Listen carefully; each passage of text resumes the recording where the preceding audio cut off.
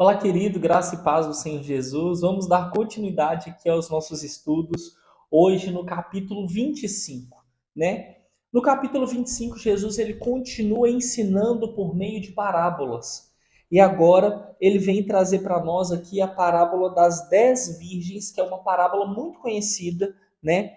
Ele fala ali sobre aquelas virgens que elas vão ao encontro do noivo, e dessas 10 virgens, 5 estão preparadas e 5 não estão preparadas. E as que não estão preparadas, ao se achegar ali no encontro do noivo, que precisam estar com as lamparinas acesas, as que estão preparadas, elas têm azeite para toda a viagem e de volta. Já aquelas que não estão preparadas, só tinha azeite para metade do caminho. Então, elas pedem azeite para aquelas que estão preparadas, só que elas negam. E aquelas 5 virgens que estão preparadas, elas falam: eu não posso te dar o azeite, porque se eu te der, fica sem nós e vocês. Então é muito interessante aqui, no versículo 6 do capítulo 25, está escrito assim: E à meia-noite houve um grito: Eis que o noivo vem, sai-lhe ao encontro. Então todas aquelas virgens se levantaram e prepararam seus lampiões. E as insensatas disseram às prudentes: Dai-nos do vosso azeite, porque os nossos lampiões estão se apagando. Mas as prudentes responderam, dizendo: Não, para que não falte a vós e a nós, mas ide antes ao que os vendem e comprai para vós. E tendo elas ido comprá-lo, chegou o noivo, e os que estavam preparadas e as que estavam preparadas entraram com ele para as bodas, e as portas se fecharam. Depois chegaram também as outras virgens, dizendo: Senhor, Senhor, abre para nós. Mas ele respondeu e disse: Em verdade vos digo, eu não vos conheço. Vigiais, pois, porque não sabeis o dia nem a hora em que o Filho do Homem voltará. Então é muito importante eu compreender que essas virgens que esperam à meia-noite, elas precisam, essas virgens que esperam à meia-noite ali, elas são o povo esperando pela vinda do Cristo, né? Só que, na verdade, esse horário da meia-noite é o horário da escuridão. Não se sabe ao certo que horas ele vem. Não se sabe ao certo em qual momento. Mas é preciso estar preparado. Porque se for embora para tentar se preparar, será tarde demais. E o Cristo virá. E aqueles que não estão prontos, além de não entrarem, não serão reconhecidos por ele. Então, esse texto ele fala não apenas sobre estar preparado, mas também sobre ser reconhecido pelo Cristo. Então, quando eu entendo essa parábola das virgens, eu compreendo que eu preciso estar pronto e preparado para a vinda dele, porque ele virá ao meu encontro. E quando ele vir ao meu encontro, eu só tenho que aceitar o convite. Agora, se eu me virar para preparar, eu perdi. Eu perdi o tempo, eu perdi a hora, eu perdi a entrada, e ele não me reconhecerá mais, né? Então é muito importante eu ter esse entendimento aqui da noiva prudente e da noiva insensata, a noiva que não é cautelosa, aquela que não se preparou, aquele que não se preparou para receber a Cristo. E aí, em seguida, Jesus ele vem ensinar por meio da parábola dos talentos, né? Porque o reino do céu é como um homem que, ao viajar para uma terra distante, chamou aos seus próprios servos e entregou-lhes os seus bens. E um deu 5 talentos, e outro 2, e outro um. E aqui você leu a parábola, você vê que no final, os talentos entregados para cada um dos servos, o único servo que não multiplicou foi aquele que ganhou menos talento. E ele prefere enterrar o talento. E o que Jesus nos ensina aqui é que independente daquilo que você ganhe na presença do Senhor, independente daquilo que ele te confie, independente do tamanho que você acredita ser, se é pouco, se é muito. Jesus vem nos ensinar a multiplicar. O reino dos céus, ele precisa ser multiplicado, ele precisa ser ensinado, ele precisa ser levado ao outro. E aí, ele fala no versículo 28, tomai, portanto, o talento dele e dai-o ao que tem os 10 talentos, porque a cada um que tiver será dado e terá em abundância, mas ao que não tiver será tomado até o que ele tem. E lançai o servo inútil nas trevas exteriores. Então, esse texto aqui, eu preciso também vir entender que Jesus ele está falando de cuidar da obra dele.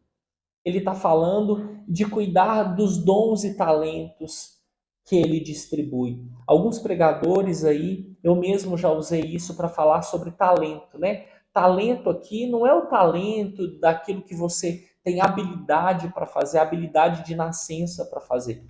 Esse talento é quanto a tesouro, é um valor monetário, são moedas. E o talento ele tinha um determinado valor que ele podia ser investido. Era uma quantia que podia ser investida e se fazer multiplicar. O que Jesus está falando aqui é sobre multiplicar aquilo que Deus te deu.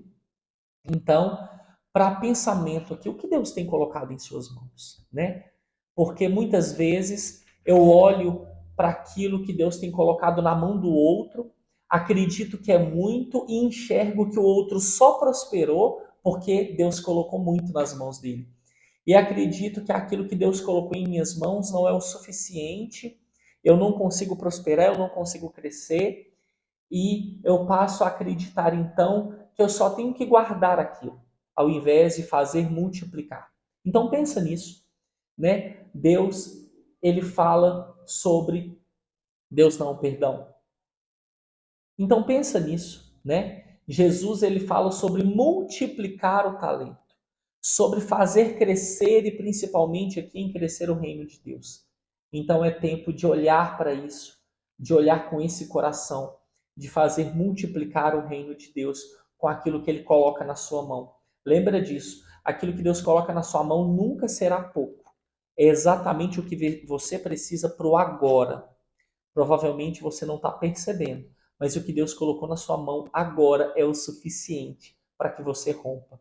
E então, no seu amadurecimento, no seu crescimento, ele vai colocando ainda mais, ele vai derramando ainda mais até transbordar, viu?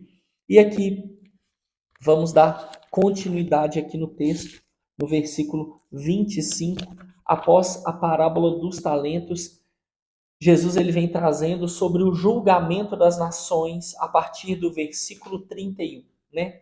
Quando o Filho do Homem vier em sua glória e todos os seus santos anjos com ele, então ele se assentará no trono da sua glória e diante dele serão reunidas todas as nações e ele separará umas das outras como o pastor separa suas ovelhas dos bodes e ele colocará ovelhas à sua mão direita, mas os bodes à esquerda. Então o rei dirá aos que estiverem à sua mão direita: Vinde, bendito do meu Pai, herdai o reino que vos está preparado desde a fundação do mundo. Porque eu tive fome e deste-me de comer, eu tive sede e deste-me de beber. Eu era um estrangeiro e me acolhestes, despido e me vestistes. Eu estava enfermo e me visitastes. Eu estive preso e fostes até mim. Então os justos lhe responderão, dizendo: Senhor, quando te, quando te vimos com fome e te alimentamos, ou com sede e te demos de beber? E quando nós te vimos estrangeiro e te acolhemos? Ou despido e te vestimos? E quando te vimos enfermo ou na prisão e fomos visitar-te? E respondeu o rei, lhes dirá: Na verdade, eu vos digo que quando fizestes ao menor destes meus irmãos, a mim o fizestes. Então aqui é muito importante o que Jesus está ensinando, né? Jesus ele está ensinando de novo sobre o fim dos tempos, sobre a colheita das ações e das atitudes mediante ao seu povo, mediante o seu ensinamento e a sua caminhada na terra. Então, aqui nesse texto, Jesus fala que quando você tem compaixão de um miserável, quando você dá de beber, dá de comer, quando você ajuda, quando você cuida, você está fazendo isso com o próprio Jesus. E isso daqui é maravilhoso, porque Jesus, ele traz nesse texto o amai a Deus sobre todas as coisas e ao próximo como a ti mesmo. Então aqui Jesus, ele fala que quando eu tenho compaixão para com o outro, é derramado amor em Jesus. Porque eu só consigo amar a Cristo quando eu verdadeiramente consigo amar o outro. Ou seja, o meu amor ao próximo, o meu amor a quem precisa, é a confirmação de que verdadeiramente eu amo a Jesus Cristo. Então, na continuação do texto aqui, a partir do versículo 40, está escrito assim: E respondendo-lhe o rei lhe dirá: Na verdade, eu vos digo que quando fizestes ao menor desses meus irmãos, a mim fizestes. Por que Jesus agora fala em irmão? Porque o momento de amar ao próximo aqui é pós a vinda de Jesus. É pós sua morte, crucificação, ressurreição. Então, quando Jesus ele traz o termo irmão, quer dizer que nós já fomos adotados mediante a morte de cruz de Cristo.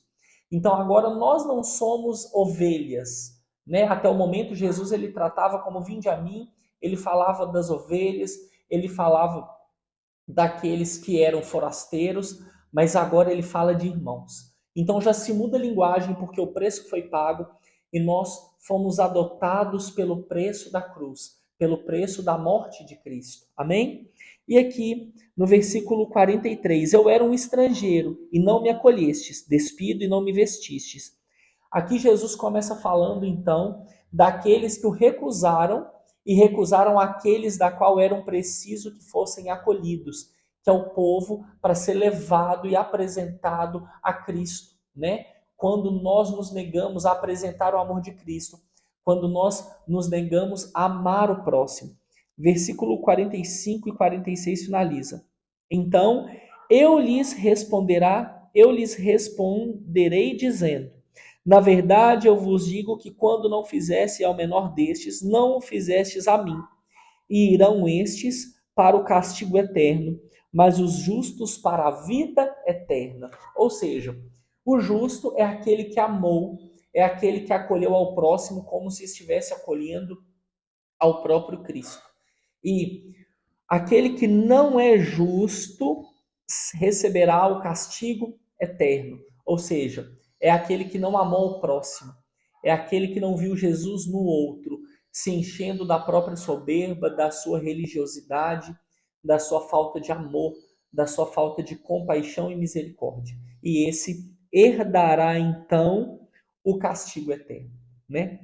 Nós voltamos amanhã então no capítulo 26. Deus abençoe. Tchau, tchau.